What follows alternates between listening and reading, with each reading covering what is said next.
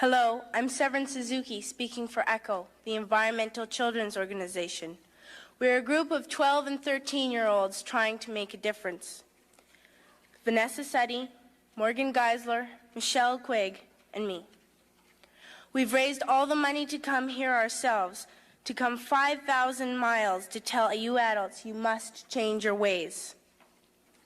Coming up here today, I have no hidden agenda. I am fighting for my future. Losing my future is not like losing an election or a few points on the stock market. I am here to speak for all generations to come. I am here to speak on behalf of the starving children around the world whose cries go unheard. I am here to speak for the countless animals dying across this planet because they have nowhere left to go. I am afraid to go out in the sun now because of the holes in our ozone. I am afraid to breathe the air because I don't know what chemicals are in it. I used to go fishing in Vancouver, my home, with my dad, until just a few years ago we found the fish full of cancers. And now we hear of animals and plants going extinct every day, vanishing forever. In my life, I have dreamt of seeing the great herds of wild animals, jungles and rainforests full of birds and butterflies. But now I wonder if they will even exist for my children to see. Did you have to worry of these things when you were my age? All this is happening before our eyes, and yet we act as if we have all the time we want and all the solutions. I'm only a child, and I don't have all the solutions. But I want you to realize, neither do you. You don't know how to fix the holes in our ozone layer. You don't know how to bring the salmon back up a dead stream. You don't know how to bring back an animal now extinct. And you can't bring back the forest that once grew where there is now a desert. If you don't know how to fix it, please stop breaking it. Here, you may be delegates of your government, business people, organizers, reporters, or politicians, but really, your mothers and fathers, sisters and brothers, aunts and uncles, and all of you are someone's child. I'm only a child, yet I know we are all part of a family. 5 billion strong. In fact, 30 million species strong. And borders and governments will never change that.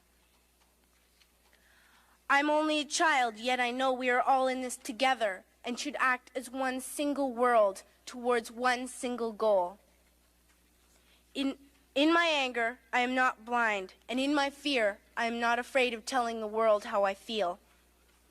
In my country, we make so much waste. We buy and throw away, buy and throw away, buy and throw away. And yet northern countries will not share with the needy. Even when we have more than enough, we are afraid to share. We are afraid to let go of some of our wealth. In Canada, we live the privileged life with plenty of food, water, and shelter. We have watches, bicycles, computers, and television sets. The list could go on for 2 days. 2 days ago here in Brazil, we were shocked when we spent time with some children living on the streets.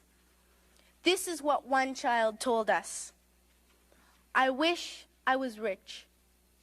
And if I were, I would give all the street children food, clothes, medicines, shelter, and love and affection.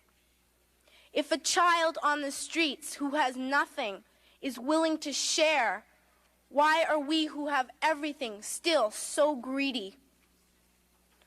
I can't stop thinking that these are children my own age, that it makes a tremendous difference where you are born. That I could be one of those children living in the favelas of Rio. I could be a child starving in Somalia, or a victim of war in the Middle East, or a beggar in India.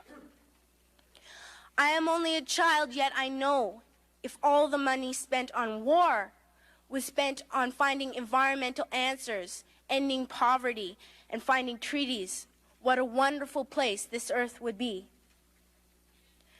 At school, even in kindergarten, you teach us how to behave in the world. You teach us not to fight with others, to work things out, to respect others, to clean up our mess, not to hurt other creatures, to share, not be greedy. Then why do you go out and do the things you tell us not to do? Do not forget why you are attending these conferences, who you're doing this for. We are your own children. You are deciding what kind of a world we are growing up in. Parents should be able to comfort their children by saying, everything's going to be all right. It's not the end of the world, and we're doing the best we can. But I don't think you can say that to us anymore. Are we even on your list of priorities? My dad always says, you are what you do, not what you say. Well, what you do makes me cry at night. You grown-ups say you love us, but I challenge you, please, make your actions reflect your words. Thank you.